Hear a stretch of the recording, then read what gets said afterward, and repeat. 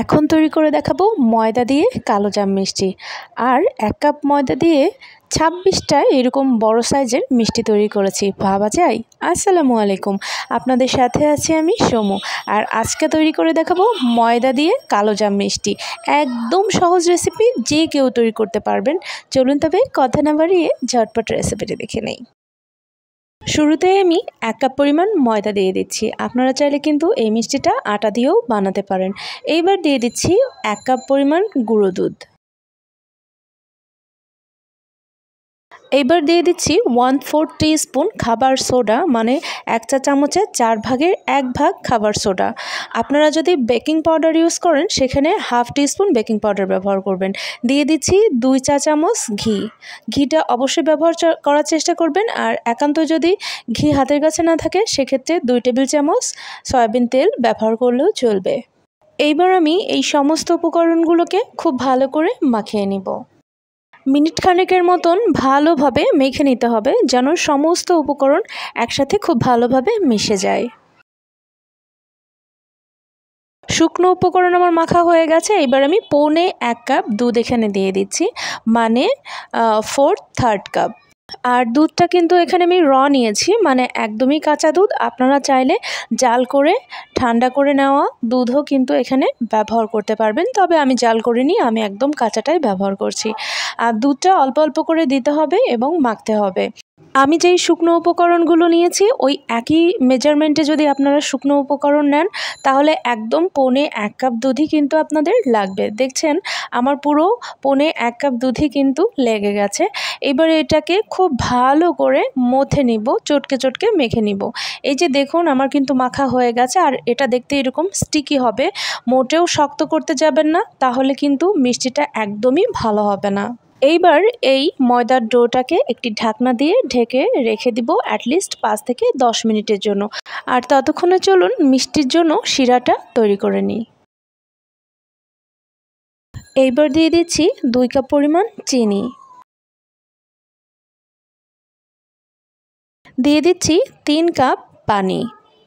চিনি যতটুকু পানি তার 1.5 গুণ। এইবার দারুণ একটা ফ্লেভারের জন্য দিয়ে দিচ্ছি 3টা ছোট এলাচ। এবার এই চিনিটাকে পুরোপুরিভাবে ডিসলভ করে নিতে হবে, মানে গলিয়ে নিতে হবে।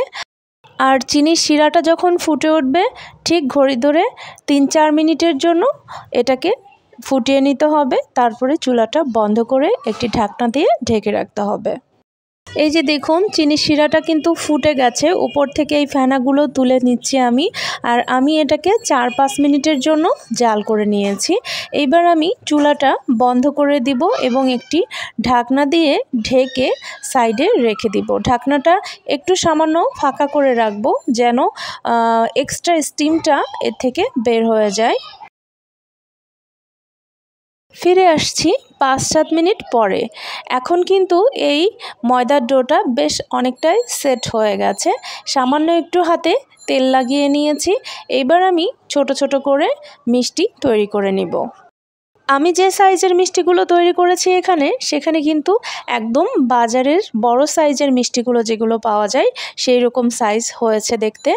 আর এভাবে করে গোল করে নিব। প্রথমে একটু প্রেস দিয়ে গোল করতে হবে, চাপ দিয়ে, তারপরে হালকা হাতে গোল করে নিতে হবে। এই যে দেখুন এভাবে করে আমি সবগুলো মিষ্টি তৈরি করে নিব। এই যে দেখুন সবগুলো মিষ্টি আমি তৈরি করে নিয়েছি। আর এখানে আমার 1 কাপ ময়দা এবং 1 কাপ গুঁড়া দুধে মোট 26টা মিষ্টি হয়েছে। এবার এগুলোকে ভেজে নেওয়ার পালা। আর মিষ্টিগুলো ভাজার জন্য এখানে আমি তেল গরম করে নিয়েছি। আর তেলটা একদম লো হিটে সামান্য গরম করে নিয়েছি। 30 থেকে 40 ডিগ্রি সেন্টিগ্রেড এটার তাপমাত্রা হবে। আমি একটি ছোট্ট অংশ দিয়ে দিচ্ছি এর মধ্যে। দেখুন এটা দেওয়ার পরে খুব বেশি বুদবুদ উঠবে না, হালকা হালকা করে বুদবুদ উঠতে থাকবে, লক্ষ্য করবেন। এর থেকে বেশি হাই হিটে কিন্তু দিতে যাবেন না শুরুতে, তাহলে কিন্তু দেওয়ার সাথে সাথে মিষ্টিগুলো কালার চলে আসবে এবং ভেতরে কাঁচা থেকে যাবে। এবার আমি একে একে সব মিষ্টিগুলো ছেড়ে দিচ্ছি। আর যেই মুহূর্তে আমি মিষ্টিগুলো ছাড়ছি চুলায়, এই মুহূর্তে কিন্তু আমার চুলার ফ্লেমটা একেবারেই লো হিটে আছে। আর অবশ্যই চুলার ফ্লেমটা লো হিটে রেখেই কিন্তু মিষ্টিগুলো ছাড়তে হবে। এইবার আমি মিডিয়াম হিটে রেখে মিষ্টিগুলো ভেজে নিব আর মাঝে মাঝে এভাবে করে নেড়ে দিব। আমি আবারও বলছি, মিষ্টিগুলো ছাড়তে হবে, সেই সময় কিন্তু চুলার ফ্লেমটা লো হিটে রাখতে হবে এবং মিষ্টি ছাড়ার পরে মিডিয়াম হিটেই মিষ্টিগুলোকে ভেজে নিতে হবে। আর এই ময়দার মিষ্টিগুলো কিন্তু বাজারের মিষ্টি থেকে কোনো অংশেই কম টেস্ট নয়। কাউকে যদি আপনি না বলেন যে এটা ময়দা দিয়ে তৈরি করা হয়েছে, তাহলে খেয়ে সে বুঝতেই পারবে না যে এটা ময়দা দিয়ে তৈরি করা হয়েছে। আমি মিষ্টিগুলোকে আরও কিন্তু কালার করে নিব। যেহেতু এখন মিষ্টিগুলো বেশ কিছুটা কালার চলে এসেছে, এবার কিন্তু আমি হাই হিটে রেখে এগুলোকে একদম কালার করে ভেজে নিব। এই যে দেখুন, আমি কিন্তু একটা ডার্ক কালার করে মিষ্টিগুলো ভেজে নিয়েছি। এর থেকে আর বেশি কালার করব না আমি। এবার আমি মিষ্টিগুলো তুলে নিব এবং মিষ্টিগুলো তোলার সাথে সাথে সরাসরি শিরার মধ্যে কিন্তু এগুলো ছেড়ে দিতে হবে। কোনোভাবেই মিষ্টিগুলো তুলে সাইডে রেখে ঠান্ডা করবেন না, একদম গরম গরম মিষ্টি কিন্তু শিরাতে দিতে হবে। এই যে দেখুন, শিরা দিয়ে কিন্তু এখনও ধোঁয়া উঠছে, তার মানে এটা এখনও গরম আছে। আর এই গরম শিরার মধ্যেই কিন্তু আমি গরম গরম মিষ্টিগুলো তেল থেকে উঠিয়েই ছেড়ে দিচ্ছি। এইবার এই মিষ্টিগুলোকে খুব ভালো করে ডুবিয়ে দিব শিরার মধ্যে। আর এই মিষ্টিগুলো কিন্তু সোক হতে একদমই সময় লাগবে না, মাত্র আধা ঘন্টার মধ্যেই কিন্তু মিষ্টিগুলো শিরা টেনে একদম টইটুম্বুর হয়ে যাবে। এই মিষ্টির রেসিপিটা এতটাই সহজ যে যে কেউ কিন্তু এই মিষ্টিটা তৈরি করে ফেলতে পারবে একদম প্রথমবারেই। এবার আমি ঢাকনা দিয়ে ঢেকে দিব এবং আধা ঘন্টার জন্য এর মধ্যে সোক করতে দিব। ফিরে আসলাম আধা ঘন্টা পরে, আর আধা ঘন্টায় দেখুন মাশাআল্লাহ মিষ্টিগুলো একদম ফুলে ফেঁপে টইটুম্বুর হয়ে গেছে রসের মধ্যে। এইবার একটি মিষ্টি তুলে আমি আপনাদেরকে ক্লোজ করে দেখাচ্ছি।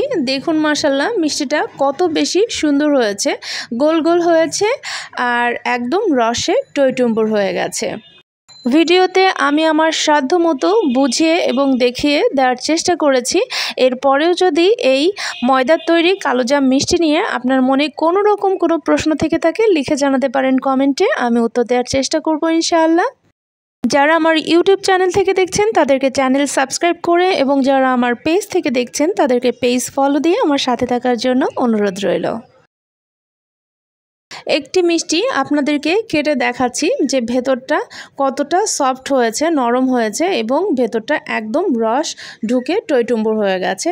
দেখুন একদম নরম তুলতুলা এবং পুরোপুরি রসটা সোক করে নিয়েছে। আশা করছি আজকের ময়দার তৈরি কালোজাম মিষ্টির রেসিপিটি আপনাদের ভালো লেগেছে। আপনাদের ভালো লাগাই আমার সার্থকতা। আজ তবে এই পর্যন্তই, দেখা হবে নেক্সট এপিসোডে নতুন কোনো রেসিপির সাথে। সেই পর্যন্ত সবাই ভালো থাকবেন, সুস্থ থাকবেন, আর এতক্ষণ আমার সাথে থাকার জন্য আপনাদেরকে জানাচ্ছি অসংখ্য ধন্যবাদ।